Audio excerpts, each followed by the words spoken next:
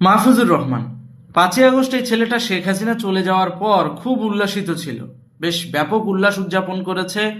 7 তারিখে সে মহানগরে বিজয় মিছিলে পর্যন্ত অংশগ্রহণ করেছে, কিন্তু এখন তিনি ঢাকা মহানগর দক্ষিণ ছাত্রলীগের যুগ্ম আহ্বায়ক। ব্যাপারটা বোঝা গেল। গুপ্তরা আবার লুঙ্গির নিচে ঢোকা শুরু করেছে। এই সমস্ত জঙ্গিদের দিয়েই যদি আবার ছাত্রলীগ পুনর্গঠিত হয়, তাহলে এতদিন সংগ্রাম করে আমাদের লাভটা হলো কি? জীবনের ঝুঁকি নিয়ে জেলে যায় আমাদের লাভটা হলো কি?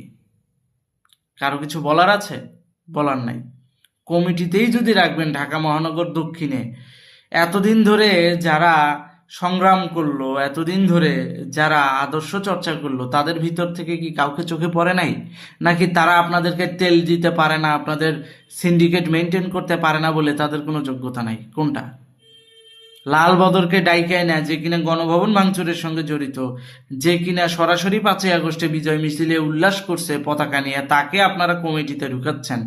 তাহলে সাধারণ কর্মীরা কি বঞ্চিত হচ্ছে না? জঙ্গিদের দিয়েই যদি ছাত্রলীগ পুনর্গঠন করতে হয়, তাহলে তো এই যে ইউনূস সরকার এবং বিএনপি সরকার যেটা করতে চাচ্ছে, যে আওয়ামী লীগ ছাত্রলীগকে জঙ্গি সংগঠন হিসেবে বিশ্বের বুকে পরিচিত করতে চাচ্ছে, তাহলে তো তারা যে জিনিসটা সরাসরি প্রতিপক্ষ হয়ে করতেছে, আপনি তো ঘরের ভিতর থেকে সেটা করে দিচ্ছেন।